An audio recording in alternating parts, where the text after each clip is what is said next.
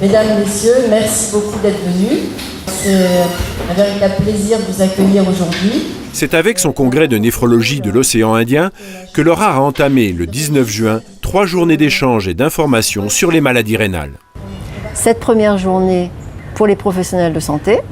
Demain, c'est sur le marché forain de Saint-Paul où on va pouvoir s'intéresser au grand public, et également avec les patients qui vont nous parler là de leurs problématiques en matière de voyage, d'accès aux loisirs. Ça, c'est le deuxième jour. Et enfin, dimanche, c'est vraiment une journée festive où tous les patients, avec leurs familles, sont invités à l'étang Salé-les-Bains à Croc Park.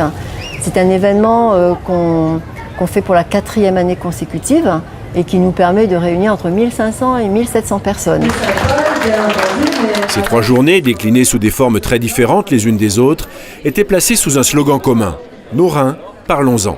C'est très important d'en parler puisque à La Réunion, on le sait bien, beaucoup de familles ont toujours un diabétique, une personne diabétique ou une personne insuffisante rénale ou une personne hypertendue. Ce sont des maladies chroniques et il faut vraiment en parler parce que l'insuffisance rénale chronique terminale qui amène à la dialyse est en grande partie liée à ces facteurs de risque. On nous parlait étrange, néphrologie. Une dizaine de spécialistes, néphrologues ou chirurgiens, d'Europe ou des différents pays de la zone océan Indien sont intervenus lors de ce congrès de néphrologie.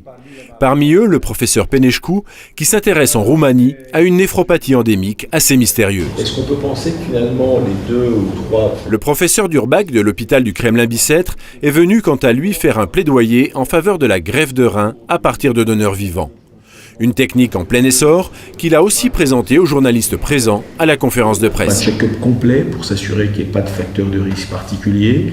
Mais l'ORAR avait également invité la présidente de Rénalou, une association nationale de patients insuffisants rénaux, pour qu'elle fasse part de son expérience. Alors Rénalou, son but premier, ça a été donc du coup d'apporter de l'information, des outils pour aider les gens à se prendre en charge, à être les auteurs ou les acteurs plutôt de leurs soins, à ne pas se laisser quelque part manipuler par le pouvoir médical et savoir répondre dans certaines situations, et parfois c'est quand même assez utile. Rénalou a été en métropole le fer de lance des états généraux des maladies rénales. Grâce à un questionnaire détaillé auquel plus de 8500 personnes ont répondu, l'association a pu dresser un état des lieux précis des traitements en France et faire des propositions concrètes d'amélioration. Un travail qui mériterait d'être prolongé à La Réunion. Est-ce qu'il ne faut pas faire un état des lieux, une mise à plat complète ici aussi, spécifique de l'état, de la situation des maladies rénales et des patients atteints de maladies rénales, et puis faire des propositions d'amélioration spécifiques aussi. Mais on voulait profiter de ce moment d'échange, ça tombe bien. Une idée qui a commencé à faire son chemin auprès des patients réunionnais et qui a déjà obtenu l'adhésion de la direction de l'ORAR. Donc ça, c'est vraiment important parce qu'on va pouvoir amplifier, je dirais, le travail que l'on essaye de faire depuis des années, dans le domaine de la prévention et dans le domaine de la mobilisation de tous, je dirais, pour que la qualité de vie des patients en dialyse soit la meilleure possible.